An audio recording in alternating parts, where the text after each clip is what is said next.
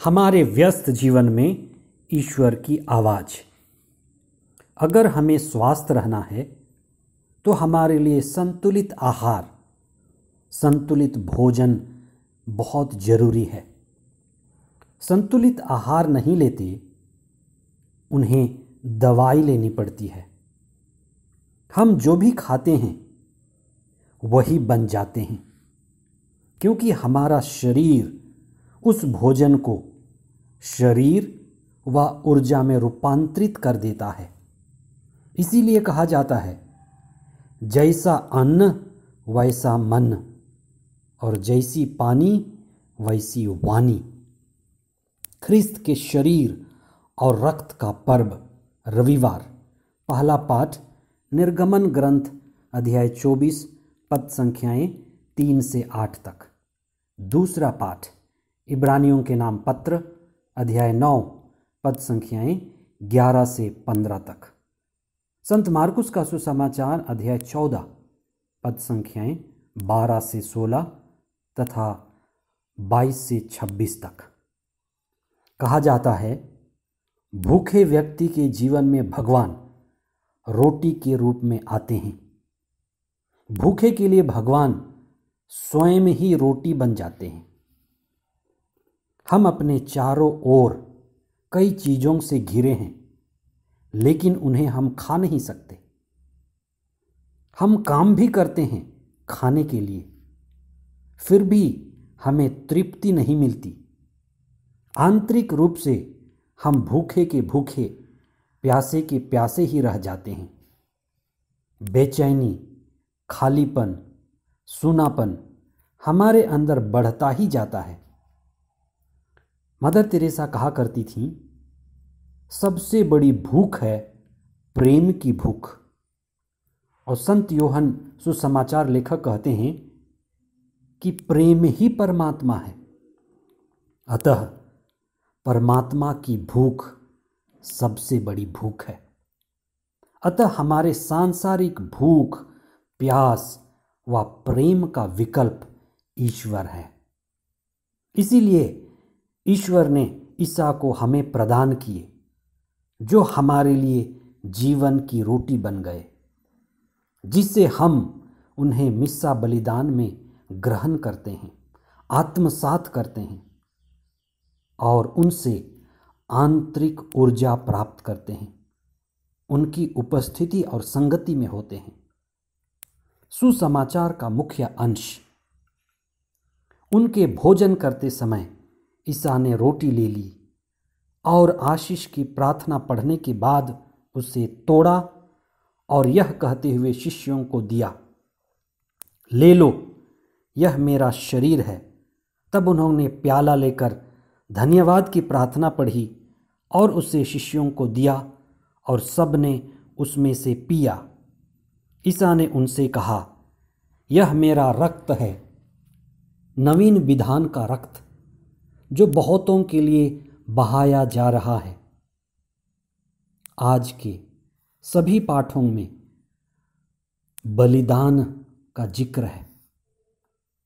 पहला और दूसरा पाठ पशु बलि की चर्चा करते हैं, जो पुराने व्यवस्थान की प्रथा थी।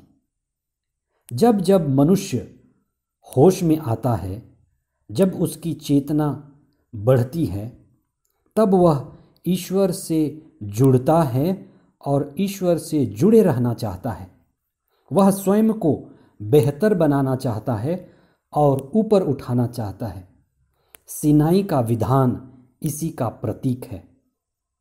लोगों ने एक स्वर में ईश्वर से कहा, हम अच्छाई के रास्ते पर चलेंगे और ईश्वर से प्रेम करेंगे। ईश्वर को पशु बलि चढ़ाने का क्या अर्थ है? हमारे अंदर जितनी पशुता है, शरीर का बंधन है, वासना है, तृष्णा है, कामना है, बुराई है, पाप के प्रभाव हैं, पशु बलि चढ़ाने का यही मतलब है कि हम इनको ईश्वर को अर्पित कर दें और पशुता से मुक्ति पाएं और ईश्वर के राह पर चलना शुरू करें। इब्रानियों का पत्र हमें सिखाता है कि ईसा ने अपने शरीर की आहुति दी, अपने शरीर को बलि चढ़ाया। वे ईश्वर के मेमने हैं। वे हमें प्रेरित करते हैं कि हमारा शरीर मात्र भोगने के लिए नहीं है, मात्र श्रृंगार करने के लिए नहीं, सुरक्षित रखने के लिए नहीं, लेकिन यह हमारे लिए आत्मत्याग के लिए मिला है, मुक्ति पाने के लिए, किसी बड़े और श्रेष्ठ उद्देश्य को पाने के लिए मिला है। जैसे एक सैनिक राष्ट्र के लिए अपने शरीर को बलि चढ़ा देता है, एक माँ अपने बच्चे को जन्म देती, दूध पिलाती, जो खून पिलाने के समान है। यही शरीर के सदुपयोग का ऊंचा प्रयोजन है। काना में ईसा ने पानी को दाखरस में तथा अंतिम भोज में, अंतिम ब्यालू में उसने अपने रक्त को हमारे लिए अनंत पेय के रूप में बदल दिया, जो कलवारी के बलिदान में पूरा हुआ। ईसा, जिन्होंने 5000 लोगों को रोटियां खिलाई, स्वयं ही हमारे लिए अंतिम ब्यालू में जीवन की रोटी और अनंत ऊर्जा के स्रोत हमेशा के लिए बन गए। ईश्वर सदा मनुष्यों के बीच निवास करना चाहता है। एमाउस की राह में साथ चलने वाले 2 शिष्यों ने रोटी तोड़ते समय ईसा को पहचाना। इसीलिए मसीही विश्वासी हर मिस्सा बलिदान में ईसा के वचन को सुनते और उनके शरीर व रक्त को आध्यात्मिक आहार के रूप में ग्रहण करते हैं, क्योंकि हर मिस्सा बलिदान में ईश्वर उपस्थित होता है। वही हमेशा के लिए हमारे ऊर्जा के स्रोत हैं। आइए हम यह विश्वास करें और विशेष प्रार्थना करें। हे ईश्वर, आप ही सभी ऊर्जा के स्रोत हैं।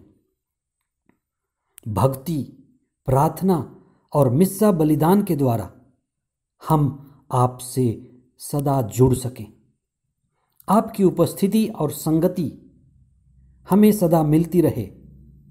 आपका आत्म बलिदान हमें भी दूसरों के लिए जीने और दूसरों को मुक्ति की ओर ले चलने के लिए प्रेरित करे।